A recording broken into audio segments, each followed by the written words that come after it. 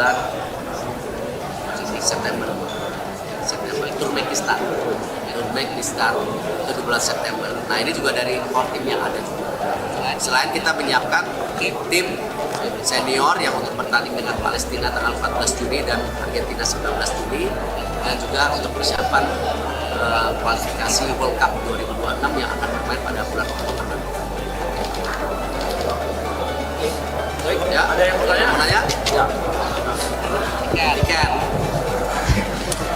Kongres dulu lah. Tadi sempat Bapak sampaikan bahwa saya niat dari RRI. Tadi pertanyaannya terkait dengan kerjasama dengan Federasi Sepak Bola Jepang dan juga sepak bola timnas Pinari. Apakah kerjasama ini hanya PSSI dengan Federasi Jepang ataukah ada keterlibatan dari ASBWI juga yang akan dilibatkan?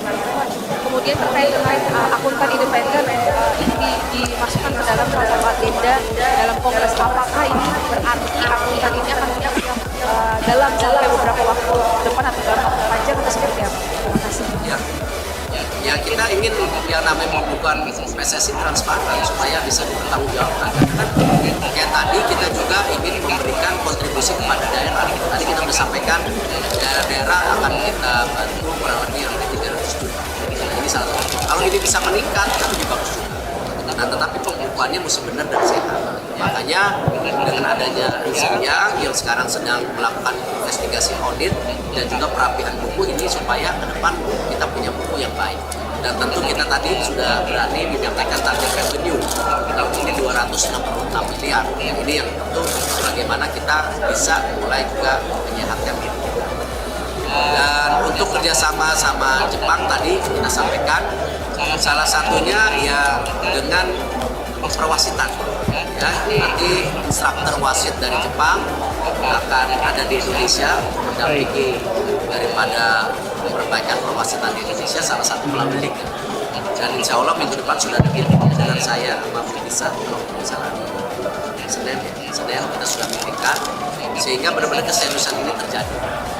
Dan juga kita belajar dari Jepang juga mengenai tim nasional perempuan, karena mereka kan juara dunia, juara U20, U17 tim nasional perempuan, makanya kita mau mengambil pelatih dari Jepang.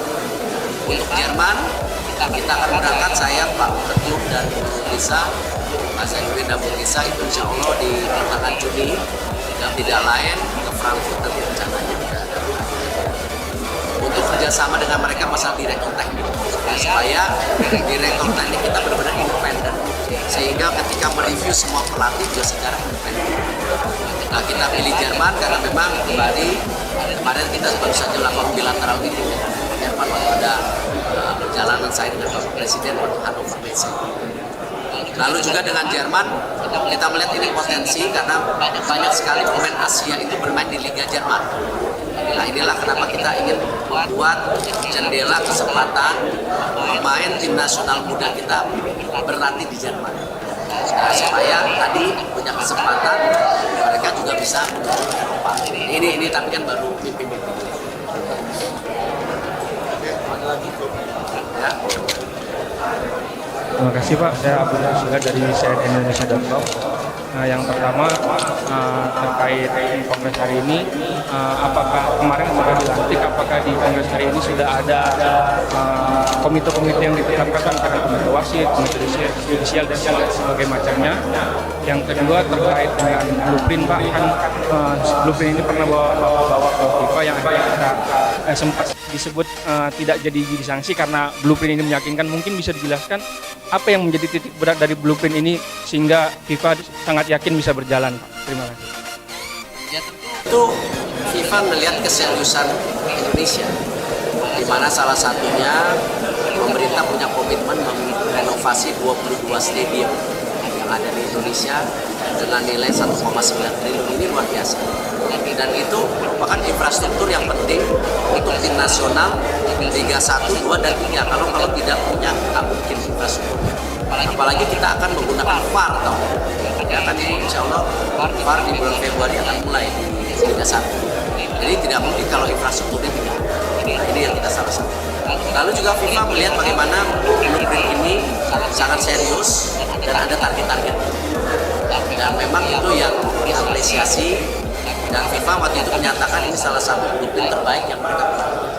Nah ini yang mungkin membuat confidence, tapi kan kalau cuma nulis-nulis aja biasa gitu. Makanya hari ini di Kongres, kenapa kita ingin memastikan itu menyeluruh dari pusat dan daerah yang punya blueprint yang sama.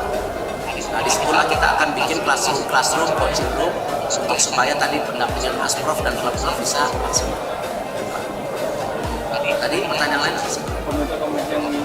Komite kita sudah bahas, insya Allah 1-2 hari kita.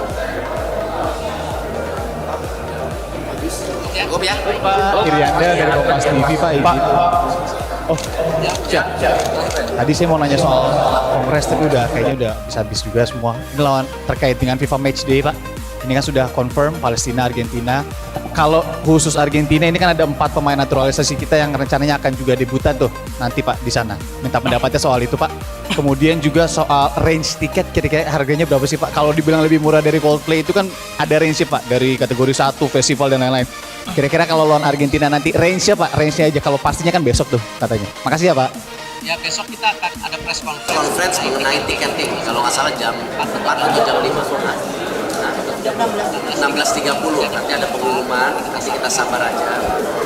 Kemarin di hari Sabtu Minggu kan kita sudah bicara dengan beberapa ticketing company supaya lebih bisa jangan sampai bermasalah. Dan hari ini kan saya rasa semua pertandingan itu masih baik. Jadi insya Allah tiket besok. Lalu untuk yang lain tadi 4 pemain naturalisasi itu Pak. Yang kemarin kan baru. Ya, saya rasa gini, kita akan mempersiapkan sebaik-baiknya pertandingan FIFA Match. Palestina bukan tim yang bagus. Jadi kalau kita bertanding sama Palestina hasilnya tidak bagus, kita juga akan turun lagi ranking. Nah, sama Argentina pun tentu ya kita ada target-target. Bukan berarti tentu ya kita ingin ya ini Argentina juara dunia.